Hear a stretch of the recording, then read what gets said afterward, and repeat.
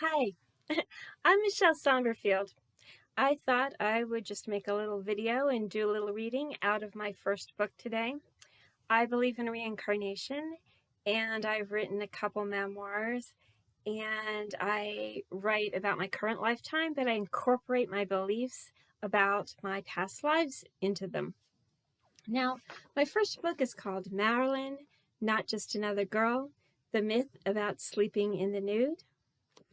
And my follow-up book is Marilyn, Thereafter the Fall, My Consequential Reincarnation. I try to write my books so they will stand alone, so that you'll get something out of them regardless of what order you read them in. But I do really think the first book should be read first. So I'm just going to read a little part, the front part of chapter 6 in this book. And then maybe you'll be interested in reading the rest, or maybe you won't. But I am the only Saumberfield that I know of that exists, because that is a made-up pen last name. And so if you want to find me on Amazon, just type in Saumberfield and go looking for the books. All right. The print's small, so I'm going to struggle, and I'm going to use this while I read some of chapter 6. Chapter 6, Michele, Why Do I Believe My Soul Was Marilyn's? Summer of 1983, I had a part-time job and also took a science and gym class on campus. It turns out that a really pretty girl named Carolyn was in the same classes. She had been the first runner-up for the Miss Pennsylvania contest a couple years earlier. Her older sister Cheryl was working on campus. Anyway, I think between hanging out with Carolyn and theater people a lot, it opened up something within my soul. This was the summer I turned 19. One night I was sitting alone in my parents' house, and I was talking out loud, going over a line or practicing my diction. It was about 11:30 p.m., and my parents were already in bed. Oddly, I was in my father's kitchen seat and not my own assigned one, which I usually sat in. As I heard my voice spouting something, I suddenly felt a tingly energy go up the left side of my back. Then the energy hovered over my shoulder, and with a whoosh, it went over the left side of my head, and there it was. I heard another voice. I'll never forget it either. Mine had become one I recognized from TV, Marilyn Monroe's. I had never been overly into her movies, but her voice is very distinct. I was baffled. The immediate dialogue in my head went like this. Marilyn Monroe? Marilyn Monroe. Yes, I was Marilyn. Huh? I was Marilyn? Don't you remember you were Marilyn? How could I have ever forgotten I was Marilyn? That's a whole other lifetime. How did I forget? I had heard of movies like The Reincarnation of Peter Proud and On a Clear Day You Can See Forever, but I had never given the concept much thought before. Now I had to. I asked God to let me know if this was true or not. Or if this was true, or if I was imagining things. I immediately saw my childhood as Norma Jean in a flash. I knew. It wasn't up close details, but the feeling was all there. I proceeded to tell people about my past while trying to process it myself. All right. Here are some of the people I told of my revelation. First, I told my parents. I said it very casually while at home. I just said it, and they barely had a reaction. They probably figured I was just being my usual odd self. A few weeks later, I recall mentioning it again. This was their response. My dad said, "Huh, I always kind of preferred Jane Mansfield." Mom said, I remember seeing Marilyn sing Happy Birthday to the President and felt very sorry for her and thought she seemed pathetic. Okay, those were 2 ego boosters.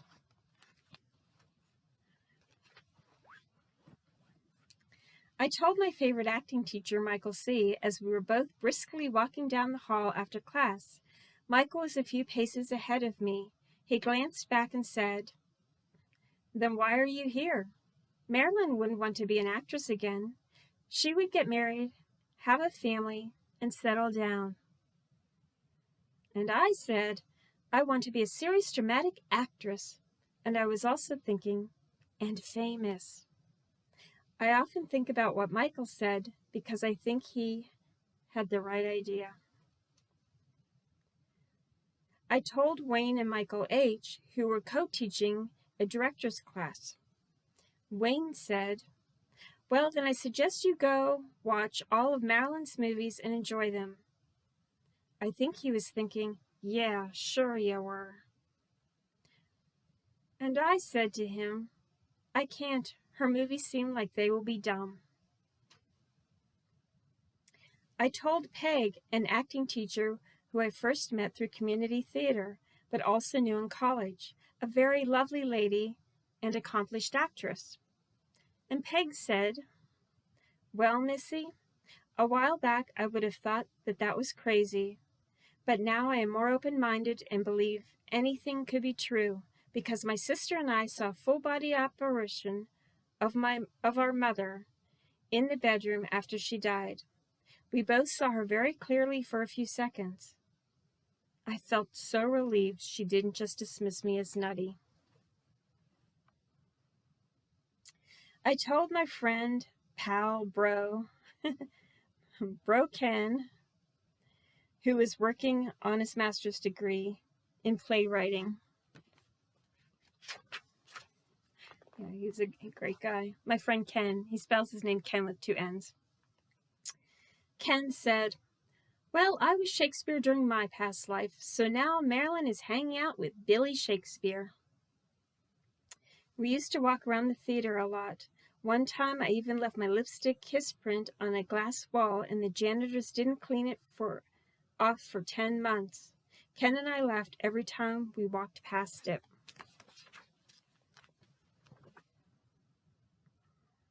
I told my theater advisor, Helen.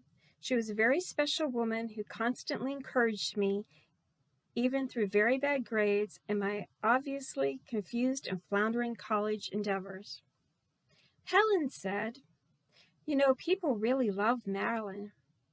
And I said, Why? And Helen said, Because she was a nice person. I thought that was so sweet. She didn't say it was because Marilyn was pretty or sexy. She said she was a nice person. Helen was one of the nicest people in the world. I was lucky to have an advisor who was caring. I told my friend Mark, who had bright red-orange hair and was a very sensitive person, in an acting class with me. Mark said, Yeah, I knew you were. He said it without hesitation, and it was very reassuring. Actually, he said, Yeah, I know you were, not knew. I can't read. Okay. One time I told a woman, I can't recall who, and she replied, You probably just want to believe you were Marilyn because she was prettier than you. I'm thinking her name might have been Bitch. All right. Anyway, I'm floundering, but those were reactions I got from different people who I told initially, like in the, I guess, month or so, month or 2 or whatever, just following my first past life memories coming up a little bit. And then I talk, there's a whole series of things here where I talk about being in my favorite acting teacher's class and just different little exercises we had during class, and how pretty much I failed miserably. I can't talk, but failed miserably, I think, because I don't know. I I just didn't have confidence. I wasn't focused. I just had so many things going on inside me, and I was just very immature, and I always wanted to be an actress, but I just was so insecure. And so, yeah, so there's more here. I talk periodically about acting class things, and I think I even revisit it a little bit more towards the end of the book when I'm talking about something goofy that happened to me during an acting rehearsal, I should say. Yeah, I'm so tongue-tied today. It's crazy. But this is my book. I really did intend to be an actress during this lifetime. I don't know. I sometimes think to myself, did having past life memories of being a performer in the past maybe kill some of my drive to do that during this lifetime because I knew what I went through before, or because I felt like, well, if I don't get it done this lifetime, I can do it in a future lifetime again? I'm not really sure. I had a number of factors, I think, that really played into why I end up not being in showbiz, besides the typical maybe not enough talent. And I do actually have a chapter in my book which I call Michele the Showbiz Dropout. But I really wanted in my book for people to understand that I do have past life memories of Marilyn's lifetime and other lifetimes. However, I have to live my current life. Now, it's so interesting. There's sometimes so much tension on the different reincarnation Facebook sites. You know, a lot of people try to act like they're great big experts with everything. Whatever you ask, they think they know everything. They have that kind of almost condescending attitude in the way they dispense information to other people. And then there's some people who just seem genuinely like they want to be helpful and take the time to really find out what's going on with anybody who is asking a question on the site. But you know, I think we all can, for the most part, agree that reincarnation isn't just about resting on your laurels and just saying, oh my God, I lived a glorious past or whatever. And it's also, by the same token, not to just sit around and be shocked and upset with yourself if you remember something negative. And it's not to try to pick out who's in your current life who did you wrong during a past life. I mean, you're supposed to get on with your life. You're supposed to love. And out of love comes a sense of perhaps being more humble, less conceited, less interested in holding grudges, more forgiving, wanting to get along with others no matter what you think they've done to you in the past. And also forgiving yourself sometimes for putting yourself in situations or handling situations poorly during past lives. I know I have some situations where I kind of look at things and after I initially feel sorry for myself because of things that have happened to me in the past, I'll start saying to myself, okay, how could I have made things better at that time during that lifetime? What did I contribute toward getting involved or staying involved in a negative situation? And I think getting involved with Bobby and Jack is a perfect example of knowingly not being where you should be and doing it out of insecurity or doing it out of boredom or doing it out of a thrill or doing it because you hope somebody will save you somewhere. But you're going after powerful men who are in a world you really don't belong in and who are married and have children.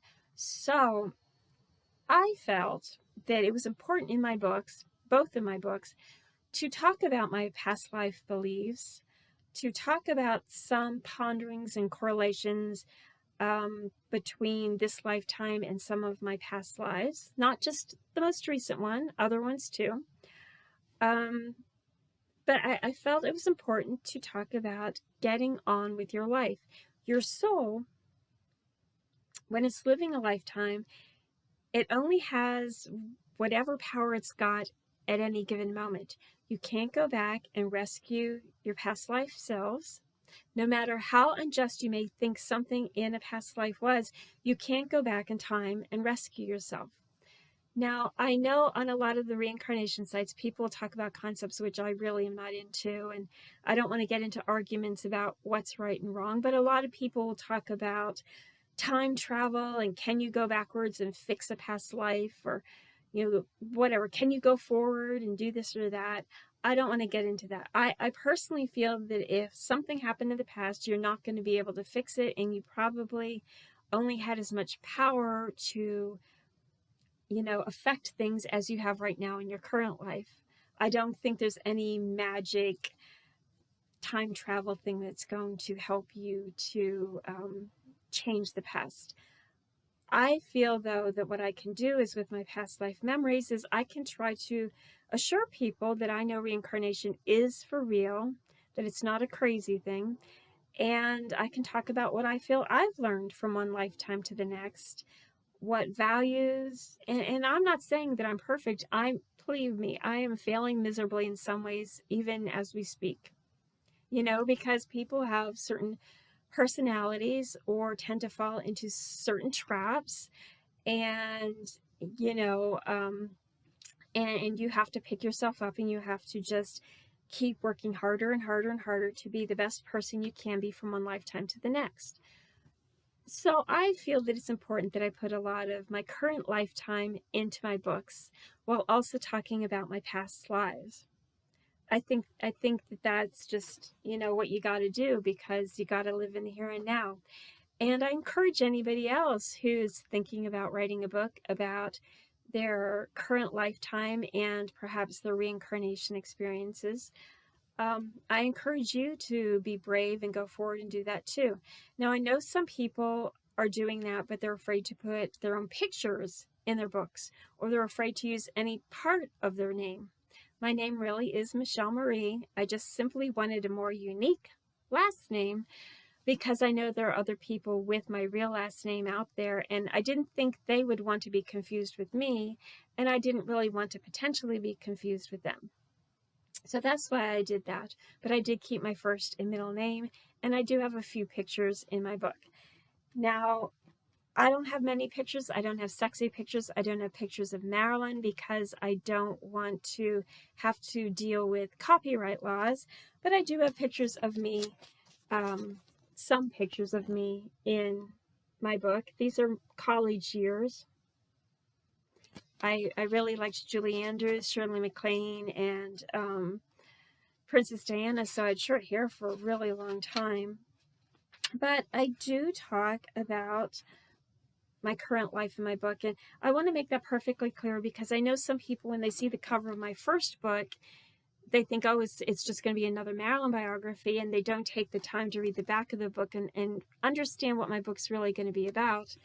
I say here that in my book, I talk about dealing with eating disorders and overactive bladder, navigating the world of sex expectations, fighting depression after skin cancer, remembering multiple past lives and traumatic deaths, understanding the Marilyn influence on my own lifetime. And then I'm not going to get into book 2, but I'll tell you the points on the back of the cover that I cover in book 2, in case you're interested in that. Again, it's going to be a memoir about my current lifetime, a continuing saga basically, but there's going to be reincarnation stuff mixed in. And I will talk about dealing with public reactions and talking to other Marilyn claimers. That's other people who also believe they were Marilyn during their past life. Navigating the challenges and joys of a long-term relationship. I've been with my boyfriend for, 17 and a half years? Living during the initial months of the COVID-19 pandemic lockdown. Admiring Bobby Kennedy, from betrayal to forgiveness. Pondering probable karma, betrothed from another lifetime. So that's what these are about. They're not about Marilyn's love affairs. They're not about Marilyn at costume fittings. They're not about Marilyn's whatever. They're not about Norma Jean per se at all. There's just pieces of past life ponderings about Marilyn's lifetime and other lifetimes mixed in to my life story. So book 1 is Marilyn, Not Just Another Girl, The Myth About Sleeping in the Nude. And book 2 is Marilyn, Thereafter the Fall, My Consequential Reincarnation. I named this book what I did because the night I was dying, I heard somebody say, now here I am screwing this up. I heard someone say, "You'll get over her, Bobby. She's just another girl." And that hurt my feelings. So that's why I have titled this first book, Marilyn, Not Just Another Girl. And the myth about sleeping in the nude is referring to the idea that the newspapers reported that Marilyn was found in the nude when she was found dead. But in fact, I had a white nightie on that night, and it was taken off of me by 2 of the people who were in my room at the time I was being murdered. And then Marilyn, Thereafter the Fall. Well, this is a play on words from one of Arthur Miller's plays called After the Fall. And there's a character in there. I've actually never read that play, but I've heard that some people were disturbed because one of the characters in there is patterned after Marilyn and some of her weaknesses, and they felt that it was kind of unfair of Arthur to put that in his play. And so I wanted to kind of do a play on the words and call this Marilyn, Thereafter the Fall. And my consequential reincarnation was pretty much just to give people who look at the book real quickly an idea that this book is going to be reincarnation related, because I didn't want anyone to misinterpret things. I felt that some people kind of looked at this book quickly, didn't read the back cover, didn't read any of the blurbs, just bought it, and then some people were disappointed. Some people were really happy about it and have told me they've really enjoyed it. I think the biggest compliment that I've gotten recently is my new friend Ron. He is also a published author, and he told me he was reading this book and that I make mundane things seem really interesting. So I thought that was a very interesting, cute, cool kind of compliment, really. So there you go. These are my 2 books. And I figured I would just say it's May 2021, the 2nd already. And hey, we're almost to summer. So happy springtime.